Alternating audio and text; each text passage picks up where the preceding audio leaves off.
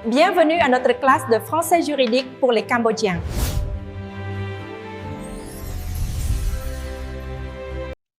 Bon, maintenant on va sur la fiche 4, les actes et preuves en droit civil. កិច្ចគតិយុត្តឬក៏ភស្តុតាងនៅក្នុងនីតិរដ្ឋប្រវេណី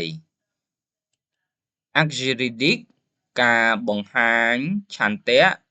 ឬក៏កិច្ចគតិយុត្តអាចជាកិរិយាអាចជាអំពើ et dans le sens juridique acte juridique c'est la manifestation de volonté destinée à produire des effets juridiques អញ្ចឹង acte juridique នេះបើយើងបកមកប៉ាមកតាម definition juridique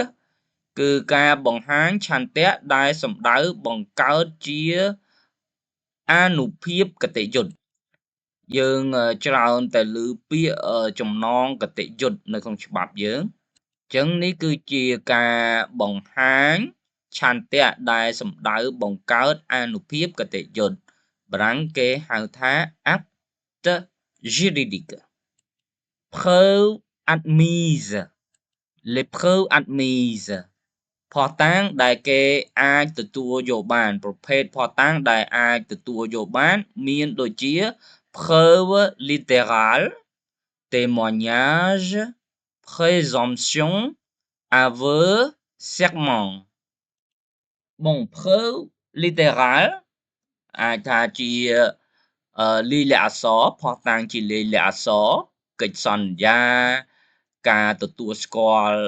បំណុល une reconnaissance de dette signée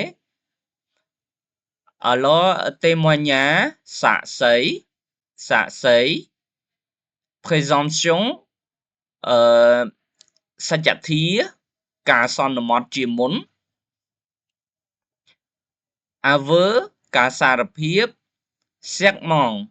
ការស្បត់ស្បែកអញ្ចឹង présomption នេះគឺ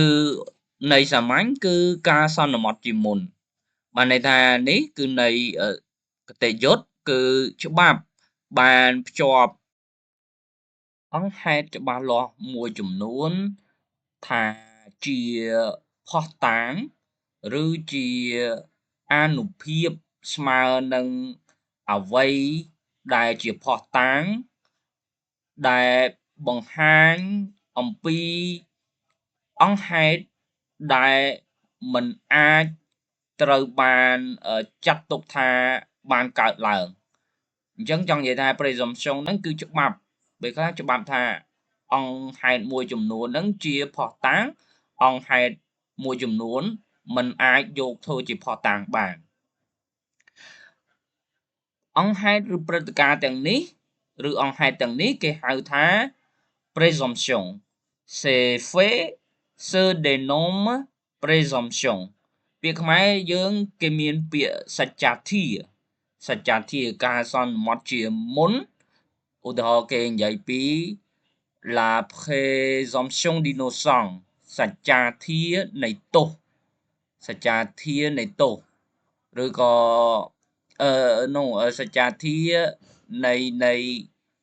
ថាការសន្មត់ជាមុនថាมันមានកំហុស présomption d'innocence អញ្ចឹងបើយើងមើល preuve littérale on donne une explication c'est écrit établissant un acte par exemple une reconnaissance de dette អញ្ចឹងគឺជាការសរសេរជាលាយលក្ខណ៍អក្សរដែលបង្កើតបានជាកិច្ចសេចក្តីសម្រេចឬក៏លិខិតជាក់ស្ដែងបាទឧទាហរណ៍ថាលិខិតទទួលស្គាល់បំណុលនឹងឯងMaintenant, notre dernière fiche, alors c'est la fiche 5, rôle des parties. Pour les parties, on a le demandeur, អ្នកប្តឹងដើមបណ្ដឹងអ្នកស្នើសុំដើមបណ្ដឹង Le demandeur, c'est celui qui saisit le juge. il doit prouver les faits constitutifs de sa demande ចឹង demander ហ្នឹងគឺជាអ្នកដែលប្តឹងទៅចៅក្រមប្តឹងទៅតុលាការអញ្ចឹង le demander ត្រូវបង្ហាញអង្គហេតុដែលបង្កើតជាធាតុនៃការទាមទារស្នើសុំរបស់គាត់នឹង il doit prouver les faits constitutifs de sa demande ទី2គឺ défendeur ចុងចម្លើយបាទអ្នកឆ្លើយតបចំពោះការប្តឹងរបស់គេនឹងចុងចម្លើយដើមមិនដឹងចុងចម្លើយអញ្ចឹងគឺជា celui qui conteste គឺជាអ្នកដែលច្រានចោលឬក៏បដិសេធការប្តឹងរបស់គេការទាមទារអ្វីមួយហ្នឹងគេហៅ défendeur អញ្ចឹង défendeur alors quel est le rôle et l'obligation du défendeur le défendeur doit prouver les faits libératoires អញ្ចឹងគឺអ្នកចុងចម្លើយហ្នឹងអ្នកដែលជំទាស់ជាមួយមិនដឹងគេហ្នឹងត្រូវបង្ហាញអំពីអង្គហេតុដោះបន្ទុកបាទប៉ិតអញ្ចឹងឧទាហរណ៍មធ្យោបាយនៃការទូទាត់ទូទាត់គ្នាទៅវិញទៅមកអ្នកសុំជំពាក់បំណុលអ្នកដើមមិនដឹងជំពាក់បំណុលកូនមិនដឹងចុងចម្លើយហើយចុងចម្លើយជំពាក់ទៅវិញទៅមកអញ្ចឹងទូទាត់គ្នាមក une compensation application ឬក៏ exemple dans notre cas pratique Alan គេហៅគាត់ថាជា demander អញ្ចឹងគាត់ prouver la vente គាត់ជាអ្នកបង្ហាញអំពីការលក់ Laurent គេហៅគាត់ថាជា défendeur អញ្ចឹងគឺគាត់ត្រូវ prouver compensation et prête គាត់ត្រូវបង្ហាញអំពីការខ្ចីប្រាក់គឺឲ្យអាឡាំងខ្ចីប្រាក់ហើយនឹងការទូទាត់គ្នាបាទអញ្ចឹងនេះគឺជា terme ឬក៏ notion quelques notions alors dans notre cours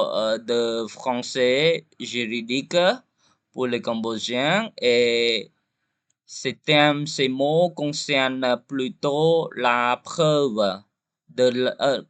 la charge de la preuve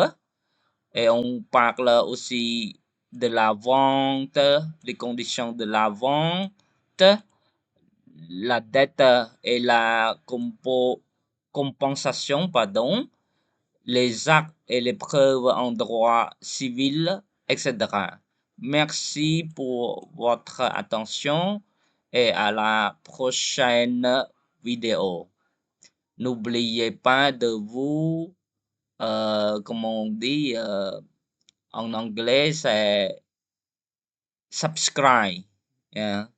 Complète subscribe ផងបាទ